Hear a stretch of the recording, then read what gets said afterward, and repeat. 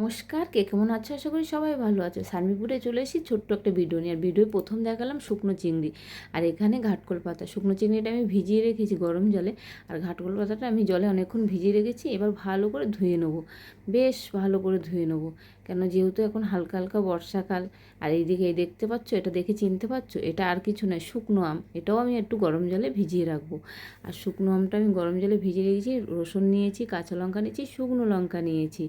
আর ওই পাতাটা আমি এরকম ভালো করে ধুয়ে বেশ নুন দিয়ে ভালো করে ফুটিয়ে নেবো, একটু ভাপিয়ে নিলাম। না ভাপালে, আর এটা সবাই জানো কম বেশি, গলা ধরে সবাই বলে, আসলে সেটা নয়, যারা ঝগড়া করে তাদেরই গলা ধরে। যাই হোক, তেল দিয়ে দিয়েছি কড়াইতে, আর তেলের পরে দিয়ে দিয়েছি সাদা জিরে, কালো জিরে আর রসুন যেটা বেছে রেখেছি, শুকনো লঙ্কা, কাঁচা লঙ্কা। এবার চলে যাচ্ছি, এই যে চিংড়ি মাছটা বেছে রেখেছি, শুকনো চিংড়ি, সেটাও দিয়ে দিলাম। আর এখানে দিয়ে দিলাম সেই যে আম গোটা কয়েক, দিয়ে ভালো করে ভেজে নেব। নুনটা কিন্তু আমি আর দেবো না, যেহেতু আমি নুনটা সিদ্ধ করার সময় দিয়ে দিয়েছি। এবার এই পাতাটা জল ঝরিয়ে আমি ভালো করে ভেজে নেব।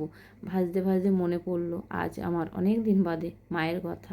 মা কোনো কিছু এই ভর্তা করলে তাতে এক ফোঁটা লেবুর রস দিত, নয় আম শুকিয়ে রাখতো। আর সেই গুণটা আমি পেয়েছি। আমি এই আম আসলে কাঁচা আম শুকিয়ে রাখি। আমার ঘরে কম বেশি 1-1.5 কেজি শুকনো আম পাওয়া যায়। আর বলতে বলতে ভাজা হয়ে গেছে, বেটে নিচ্ছি।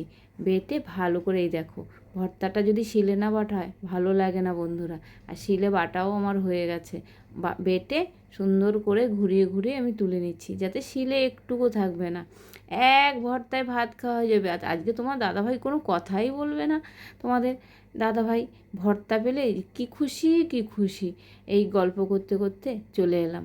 আমার ভর্তা রেডি। এইভাবে বানিয়ে খেয়ে দেখো, আশা করি সবাই ভালো লাগবে। টাটা।